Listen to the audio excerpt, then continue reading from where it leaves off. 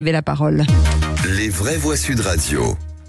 Et nous, direction une journée agitée devant le siège de Total et l'un des principaux de ses principaux actionnaires, Félix. Oui, une première manifestation d'abord devant le siège de Total Énergie pour l'Assemblée Générale de l'entreprise pétrolière.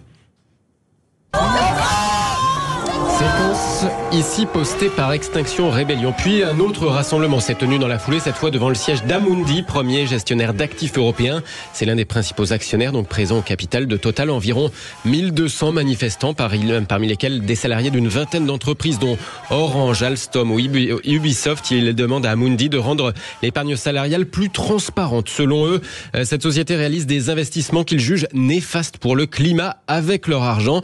Et alors, à l'appui de ce propos, ce récent rapport de l'ONG Reclaim Finance, selon lequel 84% des fonds d'épargne salariale investissent aujourd'hui dans des entreprises qui développent de nouveaux projets de charbon, de pétrole ou de gaz. Bonsoir Antoine Laurent.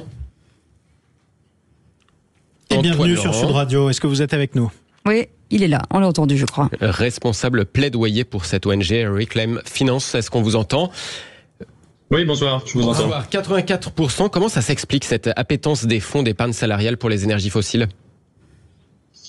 En réalité, c'est parce que les sociétés de gestion comme Amundi qui commercialisent ces fonds n'ont pas fait l'effort de sélectionner intelligemment leur univers d'investissement et n'ont pas voulu s'éloigner de l'industrie fossile, considérant selon elles qu'il est normal de continuer d'investir dedans, alors que, en théorie, il faudrait quand même que ces sociétés fassent l'effort de réduire cet univers pour ne pas alimenter l'expansion fossile, c'est-à-dire le développement des nouveaux projets pétroliers et gaziers qui vont totalement à l'encontre des préconisations scientifiques pour respecter les objectifs de l'accord de Paris. Loïc Lefoc-Préjean. Il n'y a pas de préconisation scientifique. Les scientifiques, c'est un monde un peu compliqué. Et en ce qui concerne les énergies fossiles, elles vont rester encore pendant 150 ans. Le problème est de savoir comment on les réduit, alors qu'aujourd'hui, elles sont à 85% de l'utilisation sur le monde entier. Il est clair que ça va être lent.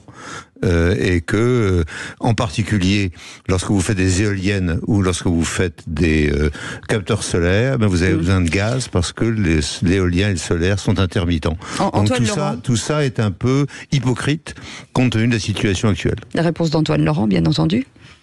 Non, alors, il y a un réel consensus scientifique qui vient de l'Agence internationale de l'énergie, qui n'est pas une ONG, c'est un organe de l'OCDE qui a pour mandat d'assurer la sécurité énergétique des membres de l'OCDE, l'ONU, le GIEC et tout un tas de chercheurs à travers le monde qui disent bien que l'expansion, le développement de nouveaux projets va à l'encontre des objectifs de limitation du réchauffement planétaire à 1,5 degré et est possible d'un point de vue de la sécurité énergétique, de la satisfaction des besoins énergétiques.